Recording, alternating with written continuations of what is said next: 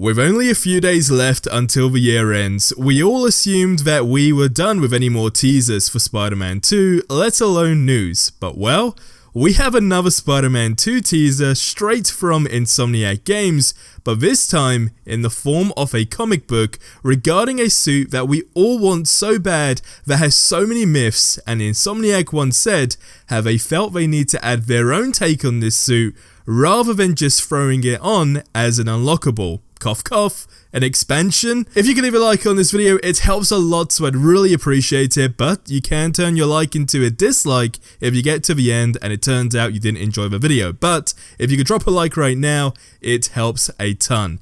So the black symbiote Spider-Man suit is making its way to the main stage, and well, a while back Brian Intihar once said how they never wanted to just add it in the game as an add-on, and when I say the game, the one I'm talking about is this first Spider-Man on PlayStation 4, and ultimately how they felt it was way too special and how it needed its own time in the spotlight.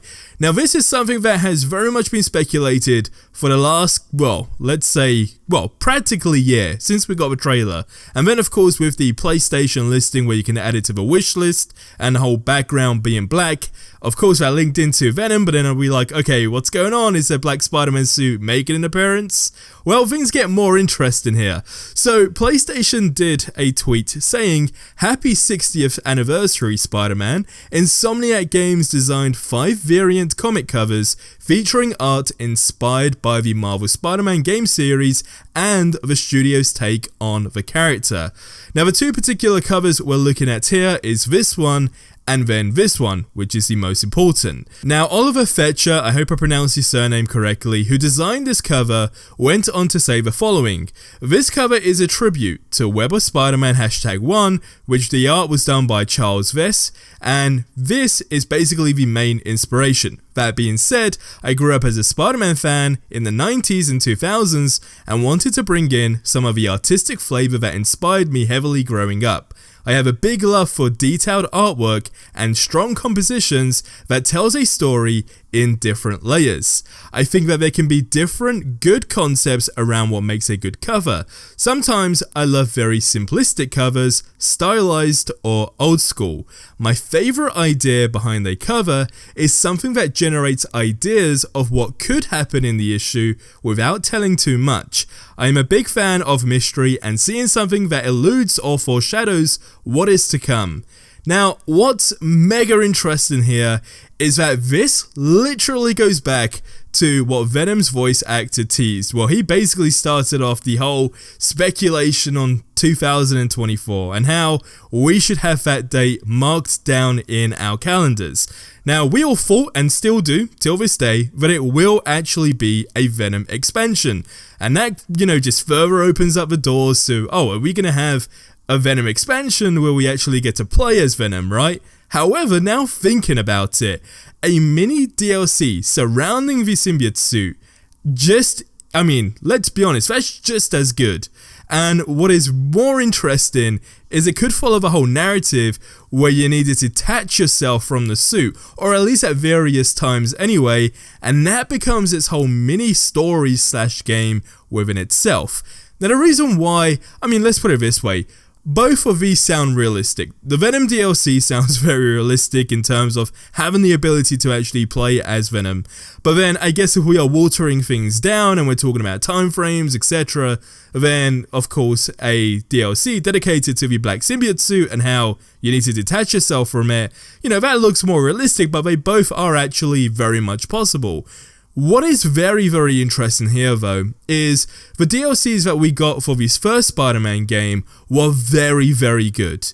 So you kind of, have that level of expectation to where you genuinely don't expect any less in the terms of, just a quick, a DLC just thrown together. That's not what you expect from Insomniac. You genuinely would rather wait like a solid 6 months and then have your first DLC because it is actually going to be worth purchasing the DLC or whatever and actually enjoying a new experience ultimately within that same universe. So I think all of this is very, very possible, and the key thing to me, as many of you guys probably know already, is this world needs to have density. And what I mean by that is a lot more random scenarios going on, right? So you have the existing base of the game that gets released, which of course we know is fall 2023. And then when we have our first DLC, let's just assume in fact this was the timeline. So we have the release being fall 2023, that's the base version of the game, the new New York, etc. And we're enjoying everything that's being given to us as, you know, just in the base game. And then let's just say between 4 and 6 months later, which is actually very realistic because that would actually go on to the 2024 mark, we then have this DLC drop.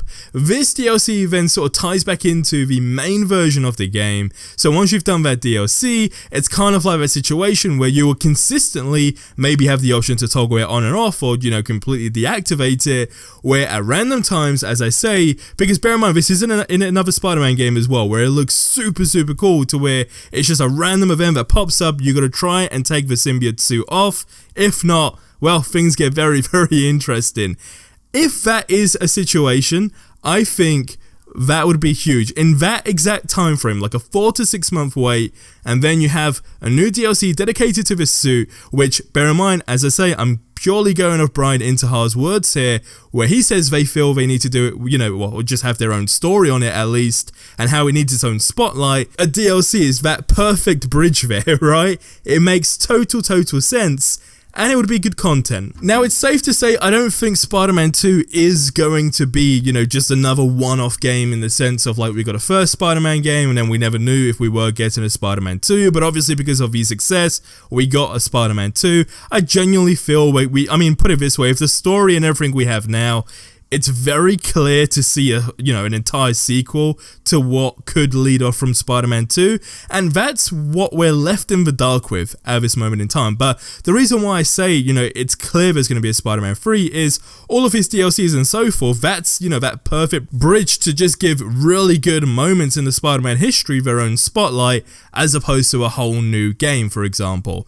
That's my 2 cents on that. Now, of course, are we still getting anything before the year ends in the terms of a trailer? Let's be honest, it's probably not going to happen, but hey, you never know. There's probably like a 5 or 6% chance that you may get something random, which of course we really hope we do get, but it still makes sense as to why Sony would be holding off. And I guess the positive on this whole downside in terms of not getting new information is that come 2023, they are definitely going to start it off with a bang and really want to be sort of on the hot seat in terms of look what we have releasing for 2023.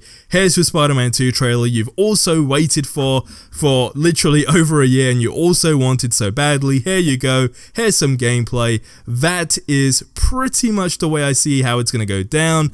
And as I say, considering we're basically at the end of the year now, waiting until January or even to the end of January until we get a trailer really isn't the end of the world. But at that point, at least we know we'll definitely have more material because it's the year of Spider-Man 2, of course. Leave your thoughts on this in the comment section below. If you're into God of War Ragnarok, that game got huge news and it just shows how Sony is on a roll, and that just further links back to me saying how they want 2023 to be mega hot for them. So I suggest you check that video out on screen if you already play that game.